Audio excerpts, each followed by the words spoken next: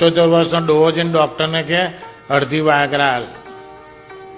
હે અડધી વાયગ્રા?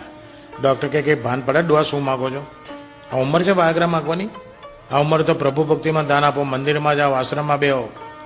અને તમે શું માનો છો અડધી વાયગ્રાની ડોહા કોઈ અસર ના થાય? ડોહા કે ચુદ્યા તું સમજે છે ને એવી અસર કરવી એ નહીં. તો અડધી વાયગ્રા હાલ, તા થોડું ઊંચું થાય તો પેશાબ કરતા ધોતિયું પલળે નહીં.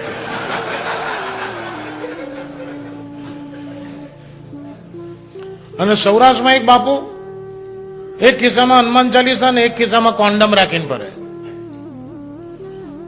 એક ખિસ્સામાં હનુમાન ચાલીસા અને બીજા ખિસ્સામાં કોન્ડમ. તો એક જણે કીધું બાપુ આવું કેવું કોમ્બિનેશન? એક ખિસ્સામાં હનુમાન ચાલીસા અને બીજા ખિસ્સામાં કોન્ડમ. બાપુ કે ભૂત અને ચૂતના કાંઈ ઠેકાણા નહીં, એ ગમે ત્યાં મળી જાય.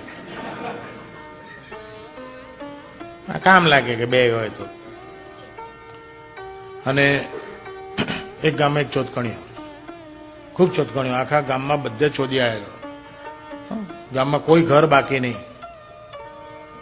હવે માણસ મરી ગયો ને તને લોડું ઉભું રહી ગયું. ડોક્ટર કે તમારા હસબન્ડ ગુજરી ગયા છે. એની વાઈફને કીધું કે તમારા હસબન્ડ ગુજરી ગયા છે, પણ એમનું લોડું ઉભું રહી ગયું છે, શું કરીએ? તો કે કાપીને એની ગાળમાં ગાળ દો. ડોક્ટર કે કાપીને એની ગાળમાં ગાળ દો. તો કે તમારી વાઈફ થઈને આવું બોલો છો? તો કે ના, ખોટું કશું નથી બોલતી. આખા ગામમાં એક જ જગ્યા આવી છે જાય નથી ગયું.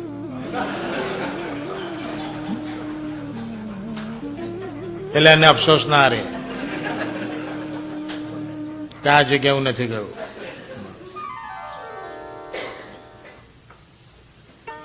બે બહેનો હતી, બે બહેનો.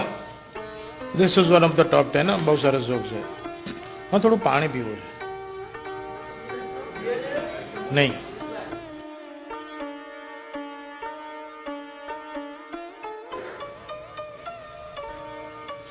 આજે તો અહીંયા સારું છે કે રાજેશભાઈએ તમને બધા મિત્રોને ભેગા કરી એવા કાર્યક્રમનું આયોજન કર્યું છે કે જેમાં બધાને સમજણ પડે ને મજા આવે. અમારા અમદાવાદમાં હમણાં એક નવી સ્ટાઇલ નીકળી છે, ના સમજણ પડે એવા પ્રોગ્રામ રાખવાની. વાણિયાઓ મુશાયરા ગોઠવે. વાણિયાઓને ઉર્દુ સાહિત્યના બાપે માર્યા વેર.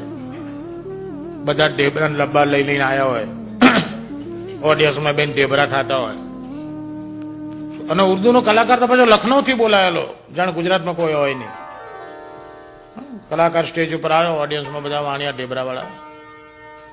પેલા શરૂ કર્યું કે गौर कीजिएगा, कार्यक्रम की शुरुआत में मैं कुछ उर्दू शेरो शायरियां पेश करूंगा, बाद में कुछ नज़में होगी, कुछ गजलें होगी. गौर कीजिएगा. शुरू करियो, हाँ बोलो.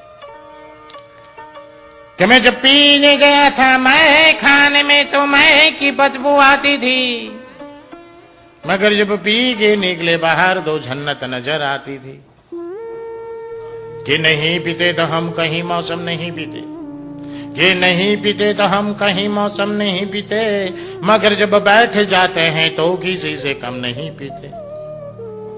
कि मैं घुस गया था पायखाने में मैं खाना समझकर, पायखाना मीन्स रेस्टरूम, टॉयलेट. कि मैं घुस गया था पायखाने में मैं खाना समझकर, और उठा लिया लोटा लगा लिया मुंह पे पैमाना समझकर. कि शाम ढली तो शराब पी ली, शराब पी ली तो रात कट गई. कि शाम ढली तो शराब पी ली, शराब पी ली तो रात कट गई. सुबह उठकर हिसाब किया तो हिसाब देकर गांठ फट गई. એક મંદિરના કે મસ્જિદના ઓટલા ઉપર બેઠો બેઠો એક જણ દારૂ પીતો હતો. એને જોઈને પેલા પૂજારીએ મોઢું બગાડ્યું, પેલા મુલ્લાએ મોઢું બગાડ્યું. કે stupid, do you know what are you doing? આ જગ્યાએ છોડ્યા દારૂ પીવાય? તો બોલે છે દારૂ પીતો તાણે મુલ્લાનો કે પૂજારીનો હાથ પકડીને તું કરે, હે ખુદા કે બંદે, અરે खुदा के बंदे, अगर ताकत है तेरी इबादत में तो ये मस्जिद को हिला के बता, अगर ताकत है तेरी इबादत में तो ये मंदिर को हिला के बता, वरना बैठ मेरे संग दो घूंट पी और मस्जिद को हिलती देख, मंदिर को हिलता देख. તારી ભક્તિમાં જે તાકાત ની આ બે પેગમાં છે, પી બધું હમણાં હલવા માંડી છે.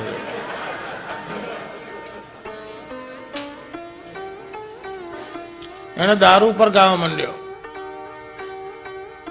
અને દારૂની એક મજાની વાત કહી દઉં, તમે બધા પીવો છો ને, એ મજાની વસ્તુ છે. આ દારૂમાં ભગવાન છે સાહેબ.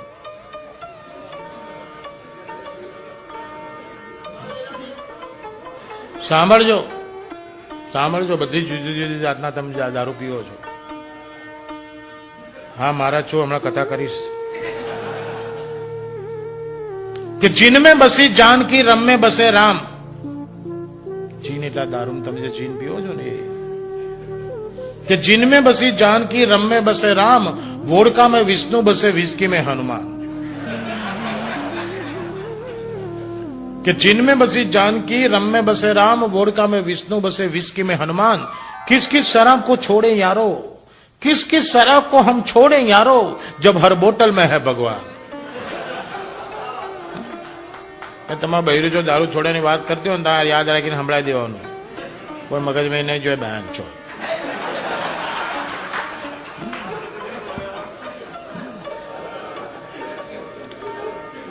પેલા દારૂ પર ગાવા માંડ્યો ને તો પેલા વાણિયા બગડે કે ચોદ્યા ક્યાંથી આવ્યો છું, તો કે લખનઉ છે. ક્યાં આવ્યો છે? ભાન છે કે અમદાવાદ.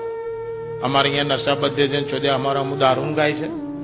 તમને બધાને ખબર છે ગુજરાતમાં નશાબંધી છે, તો અમદાવાદમાં કાકી રોજ કાકાને દારૂ પીવડાવે. બોલો, બધા જાણે, બધા કાકીને લડ્યા, કાકી ધીસ ઇઝ નોટ ફેર.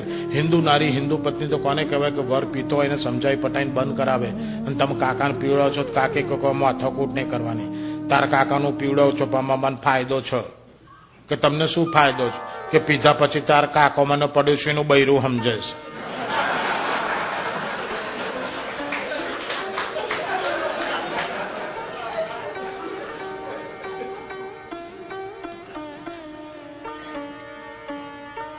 વાણિયા બંધ કરે તો કે દારૂ નહીં, એલા કઈ બીજું ગા. ના તો ઉર્દુ સાહિત્ય તો બહુ ઊંચું છે, તરત એનો સબ્જેક્ટ ચેન્જ કરી નાખ્યો અને બ્યુટી પર ગાવા માંડ્યો. એની બ્યુટી પર ગાવા માંડ્યો. એક શાયર મરી ગયો અને પછીની વાત છે કે એની ગર્લફ્રેન્ડ એકવાર એની કબર ઉપર આવી કે વાહ કે મેરી કબર પે મૂત કે ચલી ગઈ. કે आई અને મારી કબર પર મૂતરીને ગઈ. कि वहां के मेरी कब्र पे मूत के चली गई, मूत तो बहाना था यारो, वो चुद दिखा के चली गई.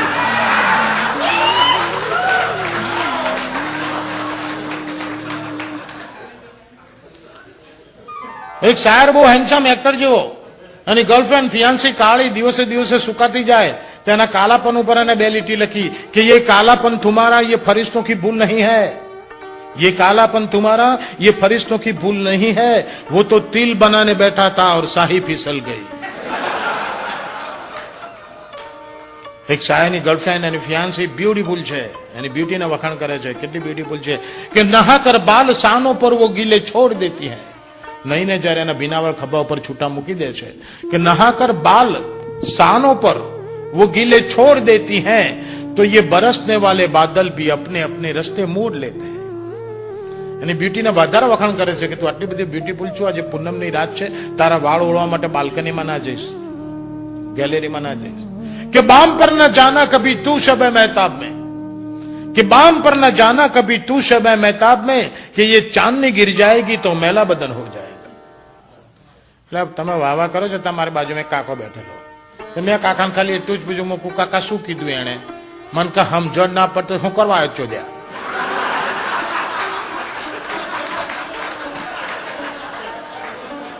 જાણે બધું સમજી ગયો હે. મેં કીધું કાકા ને આમ તો બધી સમજણ પડી, પણ બામ એટલે ખ્યાલ ના આવ્યો. મન કે એટલી સમજણ નહીં પડી ડોફા, કે પેલા બૈરું બહુ દેખાવડું છે, એમ કે માથે બોમ્બ ના લગાવીશ, નેતર કપાળ કાળું પડી જશે ને ગાલે એમને એમ રહેશે. ઢેબરું ખાવું છે? મૂકું નહીં ખાવું, તમે ખાવ, હું જતો રહું, હું જતો રહ્યો. પણ જેટલું ઊંચું આપણું ઉર્દુ સાહિત્ય છે ને, એટલું જ ઊંચું આપણું ગુજરાતનું લોક સાહિત્ય છે, સૌરાષ્ટ્રનું લોક સાહિત્ય છે. એક ગરબો ગયા વર્ષે લંડનમાં ગવાયો ને, તે ગરબો પત્યા પછી એક ભાઈ મારી જોડે બબાલ થઈ ગયા અને મારી જોડે ડિબેટ કરવા આવ્યા. અહીં બેઠેલા ખબર છે લંડન વાળા ગુજરાતી બોલે કેવું બોલે? આઈને મને કહેતી કે ભાઈ this is all bloody bullshit બાને. મેં કહું કેમ? મેં કે આવું કઈ ગરબો હોતો હશે કે દૂધે તે ભરી તણાવડીને મોતીડે બાંધી પાલ ઝીલણ ઝીલવા ગયા તા, ગરબે ઘુમવા ગયા તા. દિનકપી બાના તમે કોઈ દી જોયું દૂધનું તળાવ? માની લો 2 મિનિટ કે દૂધનું તળાવ છે તેને મોતીની પાળી કરાય. દિનકરભાઈ દૂધનું લેક હોય ને તો એને સિમેન્ટ કોન્ક્રીટની પાળ કરવી પડે અંદરની સાઈડે ગ્લેસ ટાઇલ્સ લગાવવા પડે, ઉપરથી કવર કરવું પડે, ટેમ્પરેચર મેન્ટેન કરવું પડે, નહીતર 4 કલાકમાં દૂધ ફાટીને દહીં થઈ જાય. મકુ કાં કો તમે દૂધની દુકાન વાળા છો, કાં કો રેફ્રિજરેશન એન્ડ કન્ડિશન વાળો, કાં કો બિલ્ડિંગ કોન્ટ્રાક્ટર છો. મકુ તમે ગમે તો ભાઈ, આ ગુજરાતના કે સૌરાષ્ટ્રના જે કવિએ ગરબો લખ્યો ને, લખતા તો લખી નાખો, પણ એ વખતે ખબર નહોતી કે મારા ગરબામાં ભણેલા ઘણા માણસો પણ હું મિસઅન્ડરસ્ટેન્ડ કરશે, નહીં સમજી શકે. એ બેટા બધા ગરબો સાંભળેલો છે ને, ગરબો કેવી રીતે લખાયો છે. જો આપણું સાહિત્ય કેટલું ઊંચું છે, લોક સાહિત્ય. દૂધે તે ભરી તલાવડીને મોતીડે બાંધી પાળ, ગરબો બહુ જૂનો છે.